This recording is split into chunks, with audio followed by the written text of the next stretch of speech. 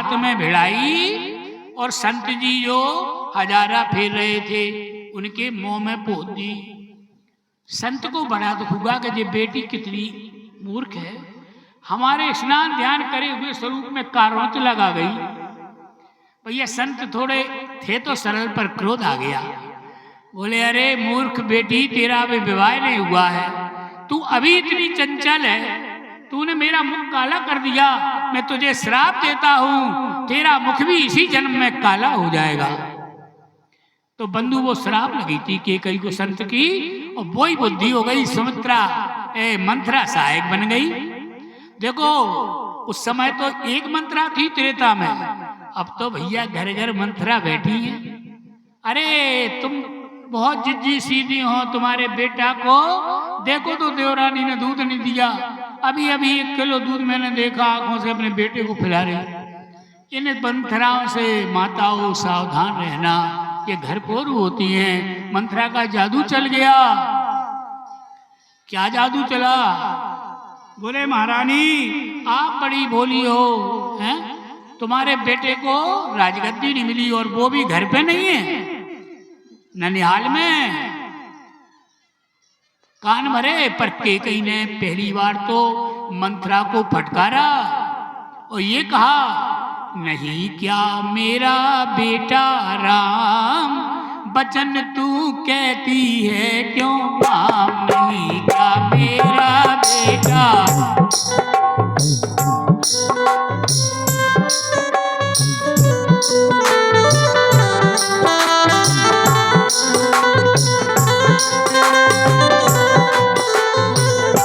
हमारे आपस के व्यवहार, अरे क्या जाने तूनदार।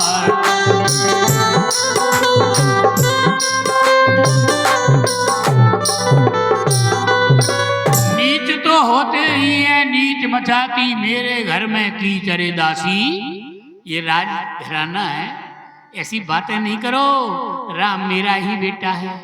क्योंकि सही में बचपन में भगवान राम अगर सोते थे तो कैकेयी के शयन कक्ष में ही सोते थे। एक बार भगवान की उम्र 8 वर्ष की थी, माँ कैकेयी से लिपड़े थे भगवान, आंख मिचौनी का खेल खेल रहे थे। आज मैया कैकेयी की दोनों आंखें मिचली। बोले मैया कौन है बताओ? माँ बोली मेरा बेटा राम है। अच्छा माँ तुम भरत से ज्यादा प्रेम करती हो कि राम से ज्यादा करती हो? माँ बोली, कैकेयी बोली, बेटा भरत मेरे लिए कुछ भी नहीं है, तू मेरा प्राण है। तो माँ तुम मेरी सौगंध खाओ, मैं मांगूंगा वो दोगी? कैकेयी नहीं जानती थी कि राम क्या मांग रहा है। कैकेयी बोली, बेटा तेरी सौगंध, जो मांगोगे वो ही दूंगी। अच्छा दिया भी था, जब शादी होके आई थी राम जी की तो अपना सोने का महल या कनक भवन जिसका नाम है आप जाते हो, वो कैकेयी ने मुंह दिखाई में सीता को दिया था, भरत की पत्नी मांडवी को नहीं दिया। ये राजघराने का प्रेम था। बड़ी माँ थी कैकेयी, बहुत प्रेम करती थी। राम जी बोले एक और मांगूंगा माँ, बात क्या? बोले माँ हमारी सौगंध खाओ कि ये राज किसी को बताओगी तो नहीं जो हम मांग रहे हैं। कैकेयी बोली, राम तेरी सौगंध भरत को भी नहीं बताऊंगी, महाराज दशरथ को भी नहीं बताऊंगी। तो बोले माँ हमें 14 वर्ष के लिए वनवास भेज देना। भगवान ने जब ये मांगा तो वो कैकेयी मूर्छित हो गई थी, उसके श्वास मानो निकलने वाली थी। भगवान ने उसे जल पिलाया। बोले माँ इतनी दुखी हो गई, बेटे को छोटी सी बात मांगने पे इतना दुख हो रही? बोले राम मेरा जीवन तुम हो, मैं जब ये वरदान मांगूंगी तो मेरी छाती फट जाएगी, पर राम करें चाहें सोई होई, करें अन्यथा अस नहीं होई। भगवान को जो करना प्यारे वही होता। मंथरा सहायक बन गई और तापस वेश विशेष उदासी, 14 बरस राम वनवासी। देखो भैया, एक माता कैकेयी जिसने रामायण को आगे बढ़ा दिया, वनवास हो गया प्रभु को।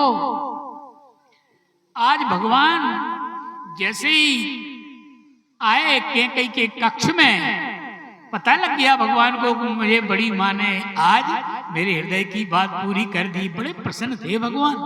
बोले माँ, तू मेरी माँ नहीं है, जननी है।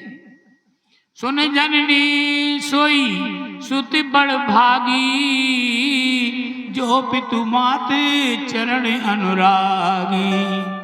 देखो, जननी होती जिसके गर्भ से बेटा होता है। आज स्वयं कह रहे राम जी कि हमारी जननी कौशल्या नहीं, कैकेयी मैया तू है।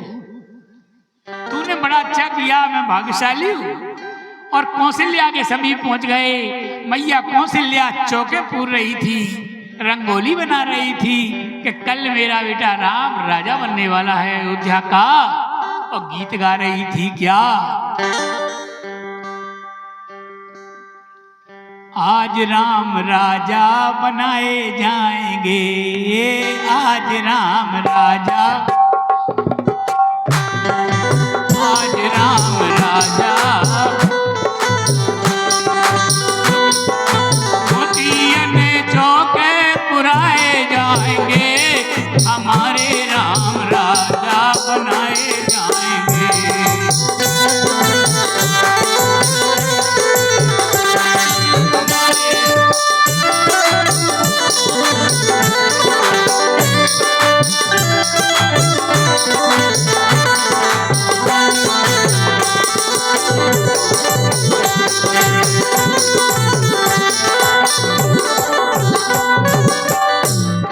मैया को प्रणाम राघव ने किया है। बेटा राम, क्या वस्त्र नहीं बदलोगे? तुम्हें तो युवराज बना रहे हैं महाराज। भगवान बहुत जोर से हंसने लगे। बोले मैया, राजा नहीं, अब तो महाराजा बन गया मैं। कैसे? बोले पिता दीन मोहे, अरे कानन राजू, जय सब विधि मोदी सम्मुखियाजू।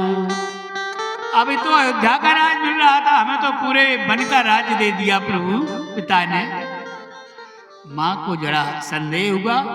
बोले क्या कह रहे? बोले हाँ। माँ बोली सुनो बेटा, तुम पढ़े लिखे हो, गुरुजी ने तुम्हें शिक्षा दी है। क्या पढ़ाई की? पहले क्या लिखा? मातृ देवो भव, फिर लिखा पितृ देवो भव। पहले संसार में पूजनीय कौन है? माँ। पहले मेरी आज्ञा सुनो। जो केवल पितु आयुष दाता, अरे तो जन जाओ जाने बड़े माता।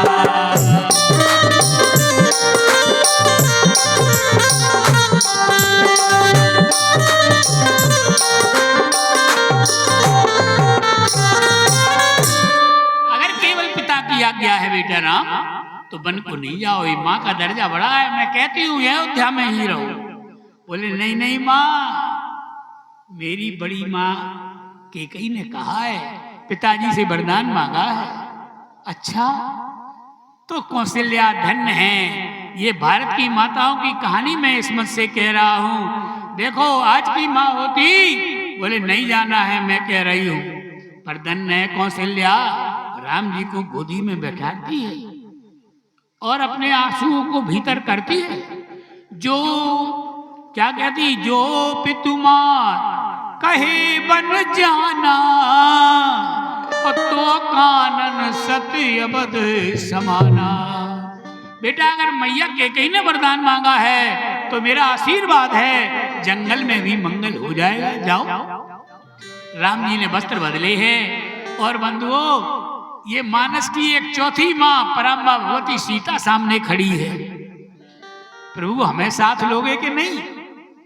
बोले सीते, माँ की सेवा करने को हम तुम्हें छोड़ रहे हैं, पर धन्य है भारत की वो पराम्बा भगवती सीता, जिसके जीवन में पलंग पीठ नहीं दिए हिंडोरा, जिसने कभी पलने से नीचे पैर नहीं रखा था।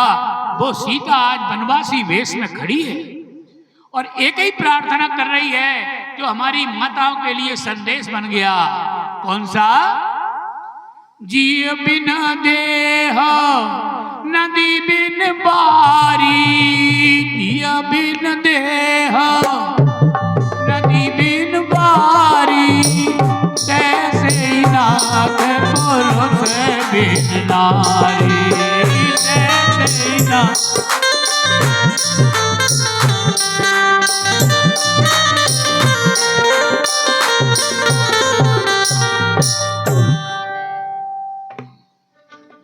बस ये संदेश सुना सीता जी साथ में, बस केवल 5 मिनट में वाणी को विराम दे देंगे।